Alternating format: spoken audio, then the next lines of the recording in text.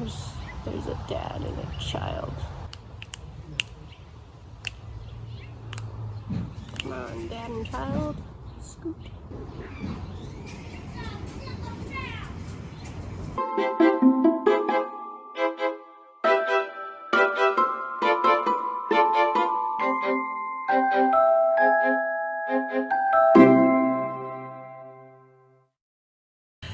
So hello and welcome back. If you popped over here from the shirt review, thank you. If you're just new here and you stumbled across this video, I've got a book review. And this week I'm reviewing E.P. Spiegel's Over the Alley Fences. It's the 4th book in the Capfield series. And I loved it. I loved it so much, you guys. I read through it so quickly. So, Capfield. Set in the Arizona desert. There's hitmen. There's a crazy murderous father, there's a sad, hurt, revenge-seeking child and his group of friends, and a whole lot of drama.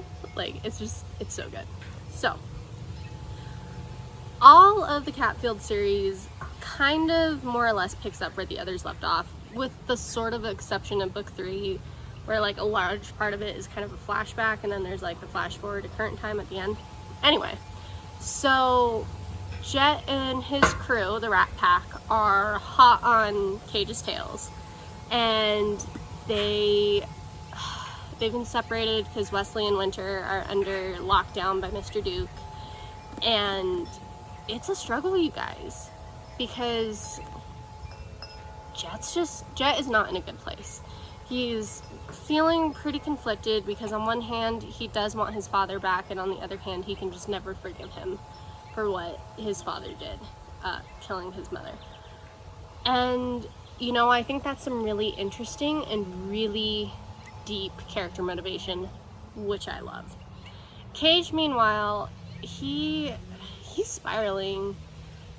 He definitely still feels like he needs to take care of Jet in order to just fix everything, because he knows Mr. Duke doesn't like loose ends, and Jet unfortunately is a loose end. But part of him too kind of like longs for his simple life with his wife and his son, but I guess with Naomi gone he just can never get that. So it's dramatic, you guys. Book 1 was super action-packed. 2 and 3 were a little bit more character focused. Book 4 is back to the action. There's a lot of pursuits of Cage. It's really interesting when the Rat Pack finally learn about the peacock. There's like a chase in the rain through the alleys in pursuit of Cage. And there are character deaths, you guys. I mean, one of them you're gonna be like, oh, good riddance, but also like at the same time a little part of you is gonna be like, oh, he was like maybe not that terrible, but also he was pretty terrible. And I'm sorry, that was kind of a major hint. But, I mean, I kind of saw it coming. The other 2 deaths, on the other hand, I did not. So, like, Spiegel, author of suspense, amazing job, because I really didn't see them coming.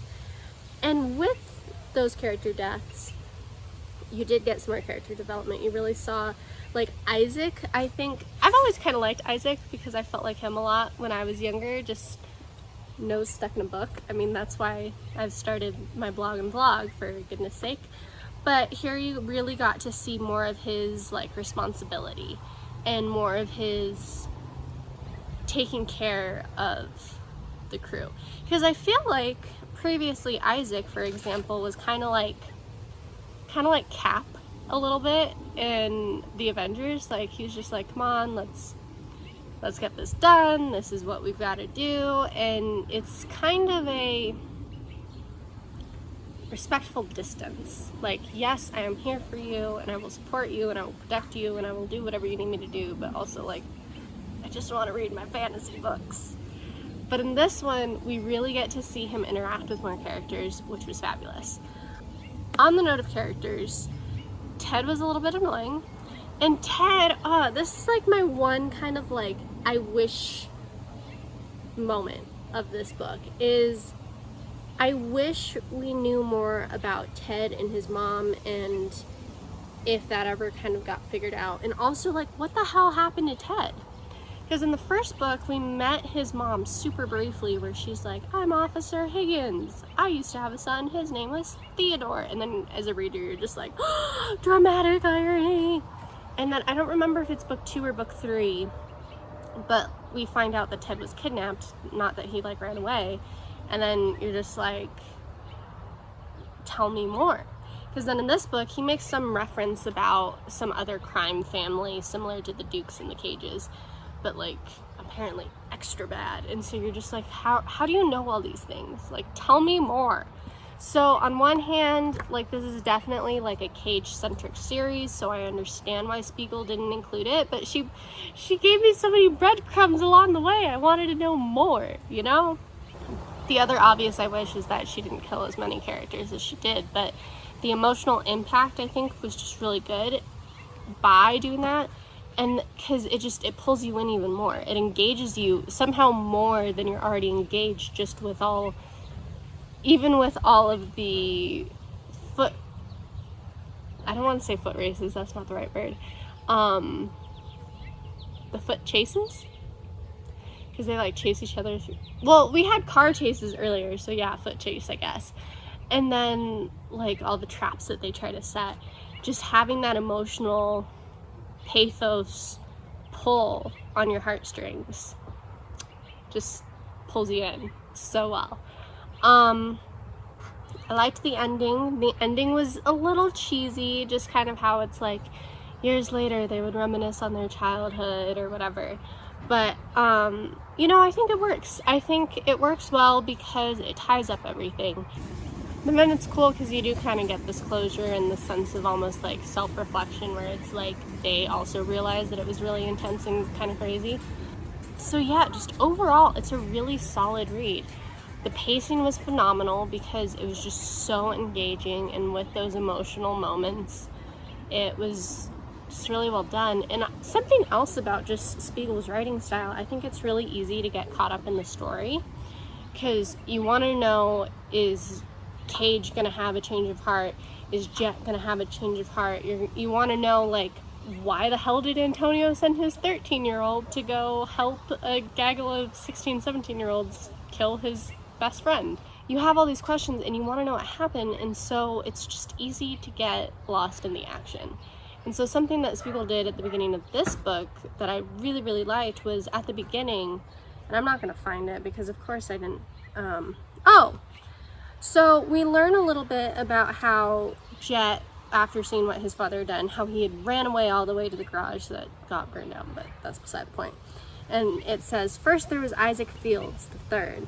He was a tall African-American boy, a year or so older than Jet, with thin square glasses and a habit of always having his nose buried in a book. That is, when he wasn't chasing after Jet and Lucky, trying to keep them contained. And then there was Lucky. His name wasn't really Lucky, of course. It was Henry Nelson, and he was younger than both Isaac and Jet by a few years. The naturally blonde boy had a knack for card games and an odd passion for clover green hair dye, eventually leading to 2 garage mates to give him the inevitable nickname. And there are a couple of other like descriptions, physical descriptions of the character, which is just really, really nice, because other than talking about Jet's black hair that he always has tied back, or like Lucky's green mohawk, because those are pretty significant, or even Isaac's glasses for that matter, like those are pretty significant markers. Like having that little bit of context, like, oh, you really like cards, or like, oh, you're really tall, like I didn't get that before.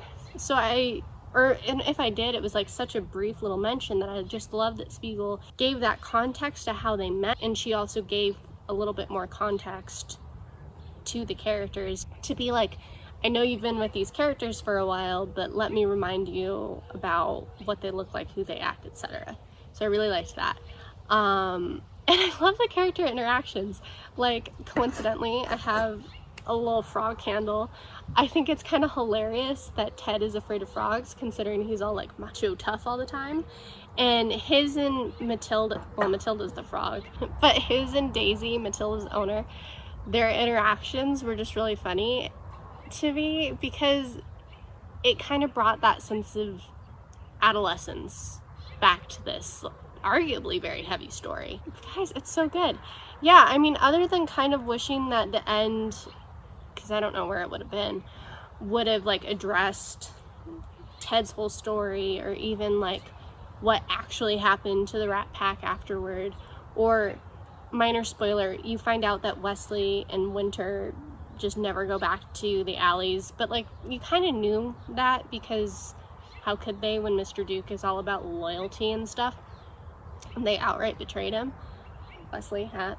Anyway, I do wish that there was that little bit of like in between stuff, just to see how long did they stay together as like friends, other than their occasional pseudo reunion things later on. But for what's in there, and it's a lot, it's really, really good, and I think you'll enjoy it, especially if you like crime.